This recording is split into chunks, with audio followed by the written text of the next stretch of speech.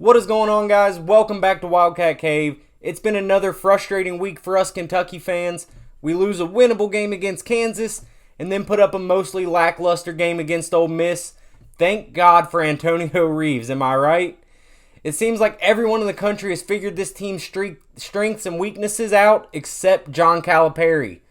But there's still a lot of basketball to be played. There's still 9 games left in the regular season. 5 of them are quad 1. So in this video, we're going to talk about what is this Kentucky team's ceiling.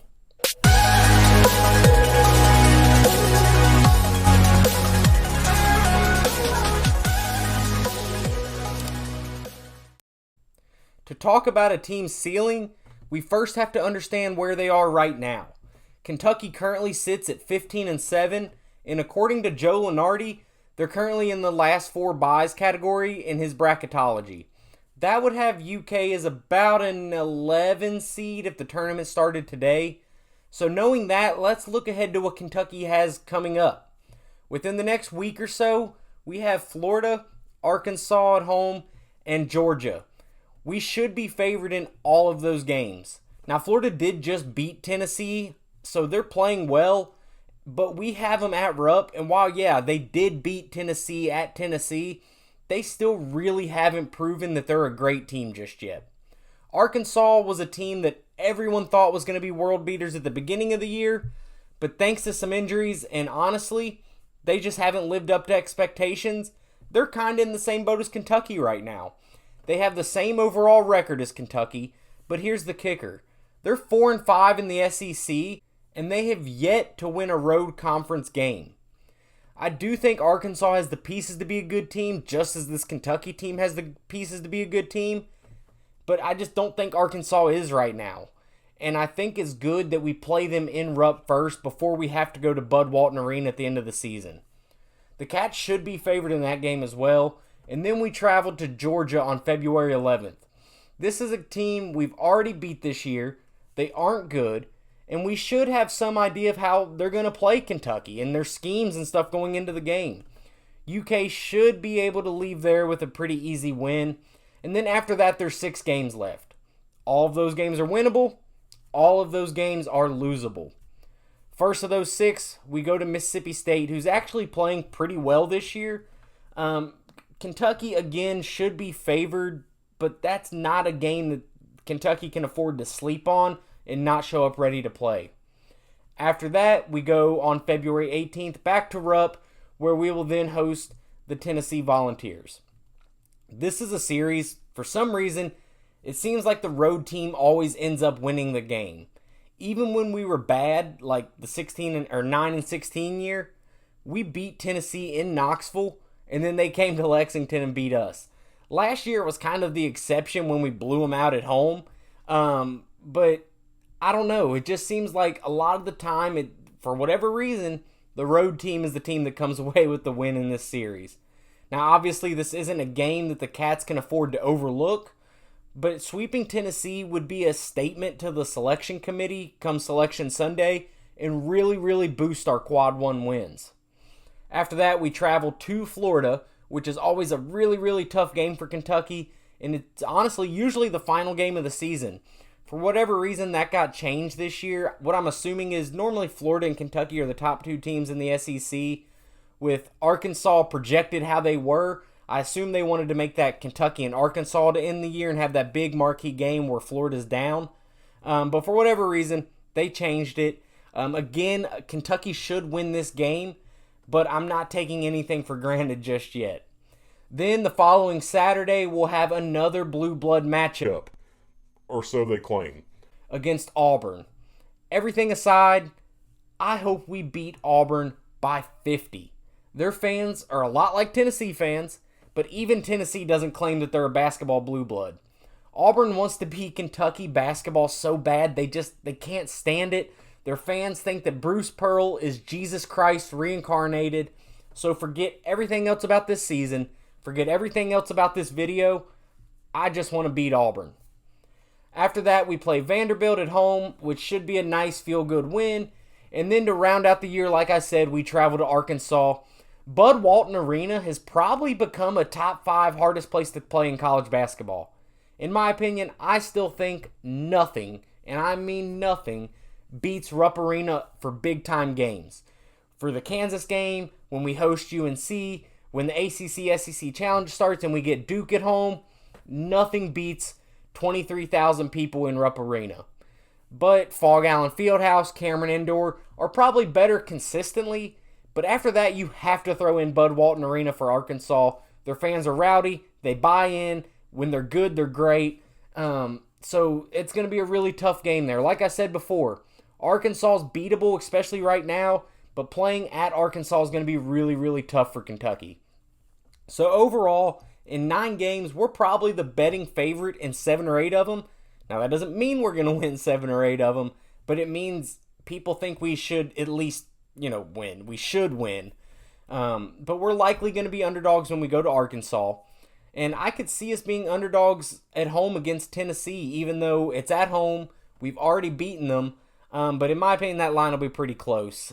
I'm probably less than 5 points either way. Probably the same way with Arkansas, but with Bud Walton having that, crazy atmosphere, we're probably the underdogs there. And then, like I said, Tennessee's probably close as far as Vegas is concerned. But I don't look at this schedule and I don't look at any of these games as unwinnable. However, I also don't see any of these games as unlosable.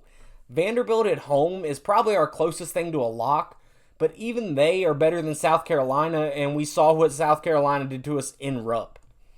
So, what is this team's ceiling in terms of potential? For this scenario, let's pretend, and trust me, we're going to have to pretend, that Cal has came to his senses and is playing the basketball Benny lineup for substantial amounts of time every single game. No one is injured. Reeves and Frederick are both shooting decent. Maybe not, 50% from 3, but let's say at least above 30, which for CJ Frederick would be a huge improvement right now. So let's take all of those things. We're rocking and rolling. We've got it figured out. And we're trying to figure out what is the best case scenario for this team. In that scenario, I look at those games and become really, really confident we're making the tournament. Now, do I think this team wins 9 straight games even at their peak? No. I think we probably lose one or two of those, but it's not impossible that we could win all 9. And we are talking about this team's ceiling if everything is rolling. So even, peak Cal teams don't really win 9 straight. That's really hard to do. But I do think, there is that possibility if everything goes right for 9 straight games. Right now, our record is 15-7. In my opinion, this team has the potential to finish about 23-8. That means in these final 9 games, they finish 8-1 from here. That loss probably comes against Tennessee or Arkansas when we go to Arkansas or Tennessee at home. Likely it's Tennessee at home because I think they're better than Arkansas.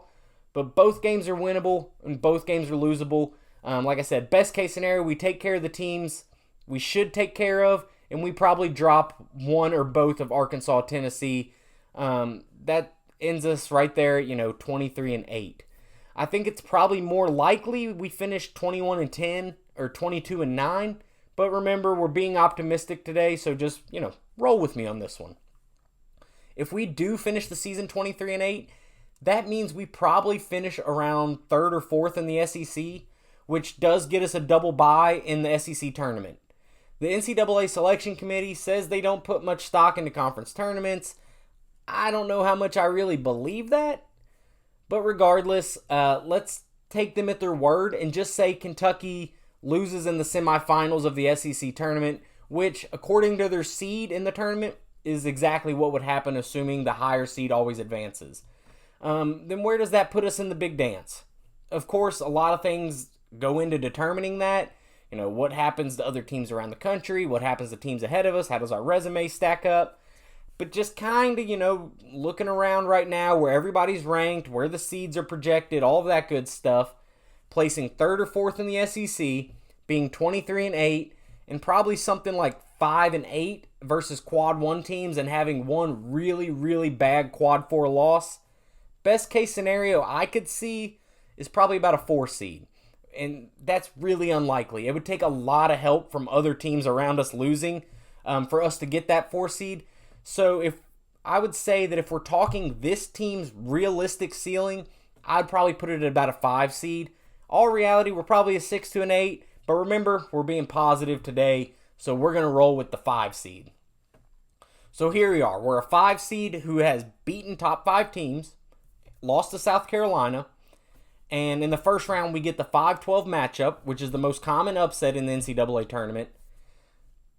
Doesn't exactly bode well for Kentucky.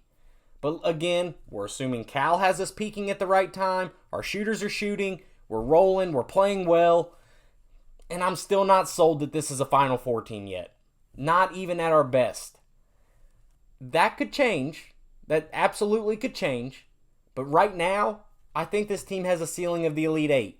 Which after how this season has gone and how the past few seasons have gone, I think almost all of Big Blue Nation would sign up for that today.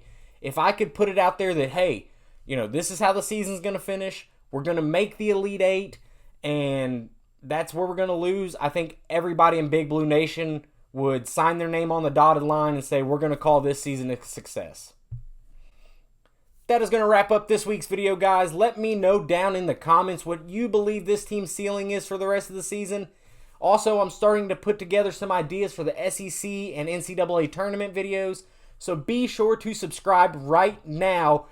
That way you don't miss any of those videos. Click that thumbs up button for me. I'll see you guys next week. Go Cats.